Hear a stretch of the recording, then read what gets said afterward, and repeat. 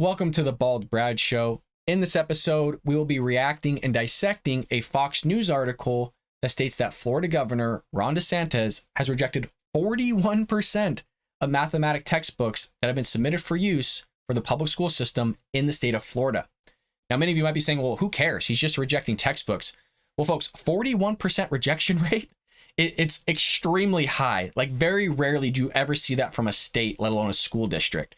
So there's something going on here, and many of you may or may not know, but I'm a math teacher myself. I've taught from middle school to high school. I currently teach high school statistics and finance, and this is very high. So something unusual is going on, and obviously I love Governor Ron DeSantis, so I want to see what his thinking was and what is going on as somebody that's now receiving newly published textbooks. Is there a lot of these gender ideology theories being seeped in? Is it critical race theory?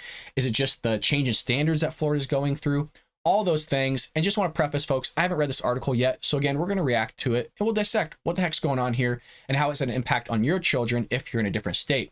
With that being said, again, this comes from Fox News.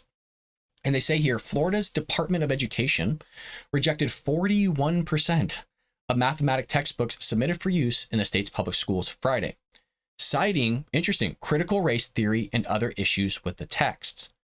Florida Governor Ron DeSantis has led a push to reform education standards and practices in the state.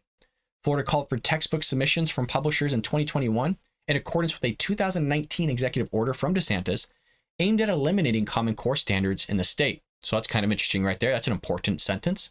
The textbooks rejected were impermissible with either Florida's new standards or contained prohibited topics. The 41% rejection rate was the highest in Florida's history. Well, heck, it's just high regardless. 41% is nuts. And I'm not saying Ron DeSantis is nuts by any means. I actually agree with a lot of the education things that he's implementing within the state of Florida. But there was a couple things in there that I read that were really important. There was critical race theory, and then there was the change in standards where they're moving away from Common Core. And I personally think that a lot of this rejection or this high rejection rate is more so in terms of them changing their standards to not align with Common Core, because the vast majority of the United States goes with Common Core, than it is from removing the textbooks because of, say, gender ideologies or critical race theory. I mean, we're talking about mathematics here, folks. It's not necessarily an easy thing to do to inject gender ideologies and critical race theory within mathematics. And we'll get to that in a moment. I'll definitely talk about it. But in terms of kind of a publisher standpoint, you want to publish something that's going to sell. And so obviously you're going to try to cater to the majority of schools in the United States, and the majority of schools go with Common Core. So if you have a state like Florida that's trying to move away from it, there's not going to be a lot of publishers that are going to be available to service you with textbooks that meet your standards, especially with what Ron DeSantis is trying to do. Now, I'm not fully in tune with what standards he's trying to implement and how those deviate from Common Core. I'm in the state of California. We utilize Common Core standards. So it doesn't surprise me that there's such a high rejection rate, because there's probably not gonna be a lot of textbooks that meet his standards there. So it's kind of nice to know that maybe it's not a lot to do with critical race theory rather than more so the Common Core idea. But we'll have to see when more information comes out. It doesn't seem like there's a ton of information going on in terms of how much of the textbooks were critical race theory versus the Common Core standards. Quote, it seems that some publishers attempted to slap a coat of paint on an old house built on the foundation of Common Core and indoctrinating concepts like essentialism, especially bizarrely for elementary school students. DeSantis said in a statement accompanying the announcement, "I'm grateful that Commissioner Corcoran and his team at the department have conducted such a thorough vetting of these textbooks to ensure they comply with the law." Well, that's also kind of interesting because it almost contradicts what I just said. I don't know what he means by concepts like race essentialism that have been injected within elementary school textbooks.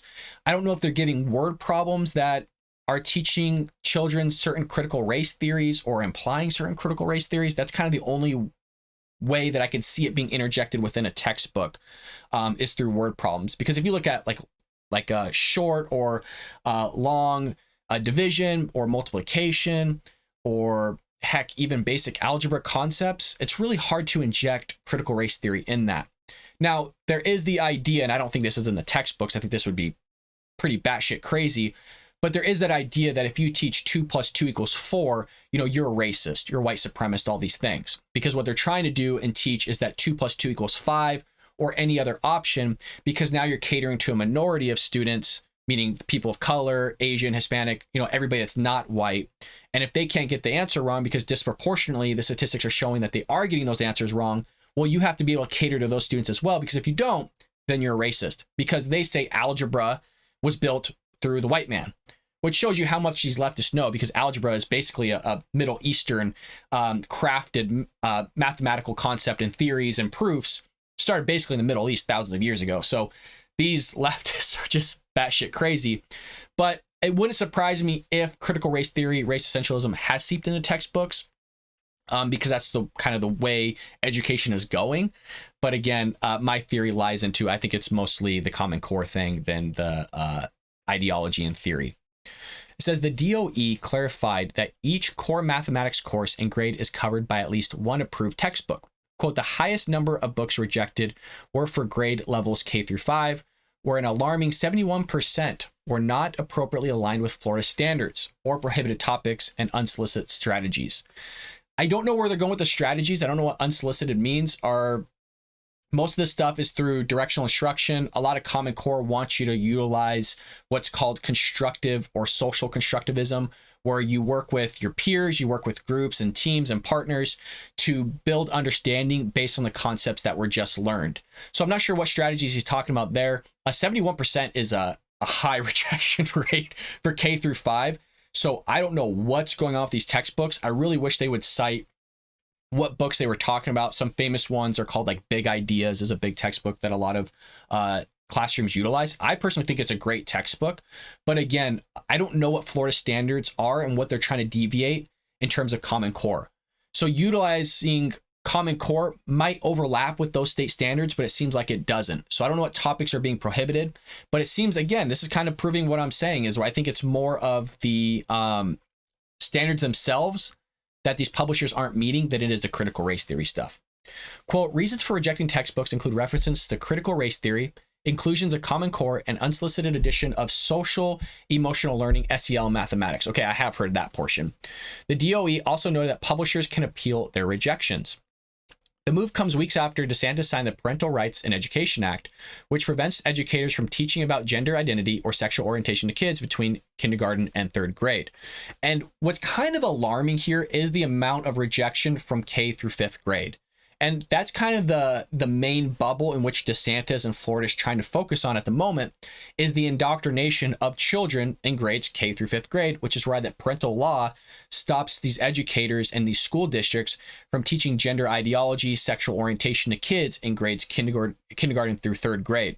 Now, I did a video, folks, on what they're trying to teach these kids in places like New Jersey, where they're showing them cartoons of these characters masturbating, telling that it's okay to switch genders and that kind of verify your gender and feel more comfortable in your body. It's a good idea to take these hormone treatments, these pills that will increase your estrogen or testosterone. It's good to take puberty blockers, and it's really good to take sex reassignment surgeries like the Biden administration's pushing. So there's a weird, massive push on the left to, for some reason, indoctrinate our children and all these sexual identity and stuff. And I don't understand it really. I mean, to have a conversation about sex with a little kid is weird as it is. But if you're trying to talk to them about cutting off their genitals and getting breast implants, and you're trying to affirm that type of behavior, that's grooming. You got some weird stuff going on, because I know for myself, even talking about it on camera to a bunch of adults, let alone to a little kid, would be super weird, and it's already uncomfortable for me. I've never, in all the years of teaching, ever had a conversation about anything of the sort with a student, and nor would I. I would say, one, it's an inappropriate conversation to be having. Two, I teach mathematics, and we definitely shouldn't be talking about that type of stuff in a mathematics classroom. And three, talk about that stuff with your parents. Don't talk about it with me. That's awkward for me as an adult. I'm not the one raising you. I'm the one teaching you mathematics. The most that this type of stuff could be brought up is through statistics, where we're looking at different types of statistics, utilizing genders. And folks, we only look at two genders. There's no binary stuff that's included within that. It's all male and female.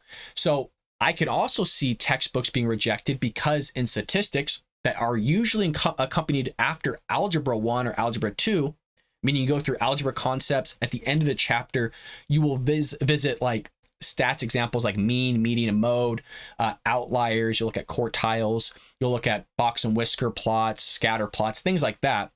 And you look at a lot of word problems that's analyzing data, basically descriptive data.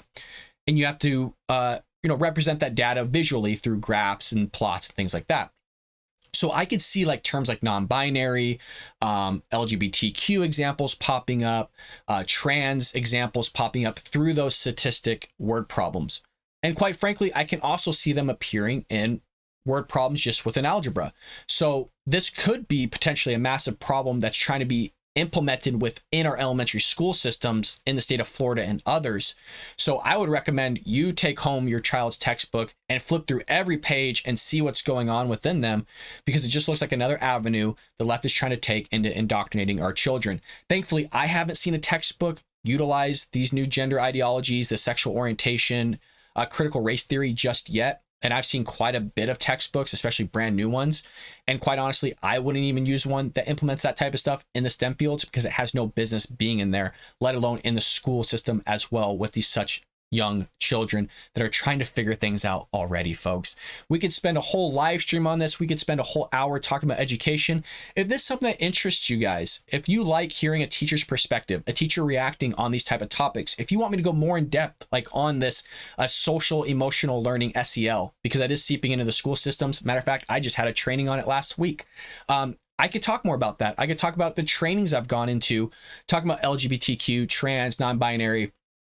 I can go more in depth on these types of conversations. I just don't know if that's what the viewership or the viewers are interested in.